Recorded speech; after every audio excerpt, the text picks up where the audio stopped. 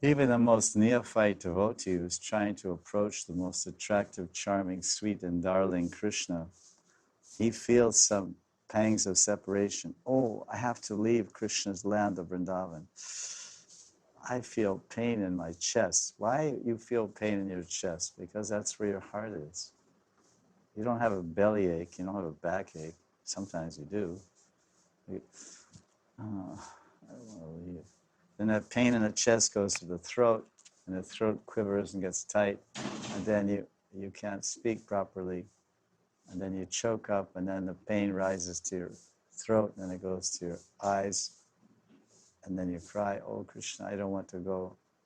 So we have the experience, the Western unfortunate people, devotees, we have the experience of, we know, oh, I'm here, I'm having union with Krishna. Living in the Dham means union with Krishna.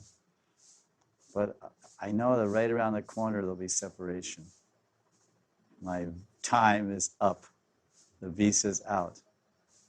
So the gopis are in the same way. They have a visa with Krishna. You have 4 hours of Krishna. You have 5 hours of Krishna, and your visa's up. Oh. So that's why the yin and yang of the Chinese philosophy, the unified circle divided into two halves of movement and the polarity and duality of the black and the white and the man and the woman. So that in the rasa mandala, it's a mandala like the circle of the yin yang sign. It's the mandala, the symbol of life is a circle.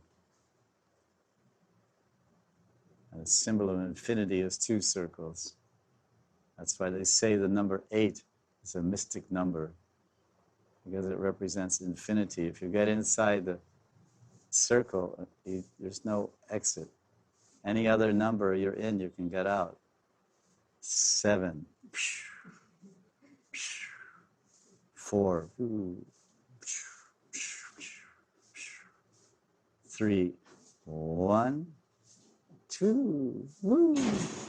But in the circle, you go. There's no exit ramp. There's no exit ramp. You just go round, round.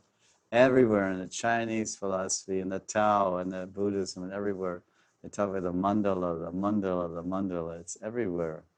And Tai Chi, and this is the mandala. Because the mandala represents samsara. We say chakra, we say mandala, we say birth and death, the cycle of birth and death. So we're so absorbed in the cycle of birth and death, the first thing we thought about is to make a cycle. Because we're absorbed in the cycle, so we make a wheel. Because we're in the wheel, so it's easy to make one. And then everything is expanded from that.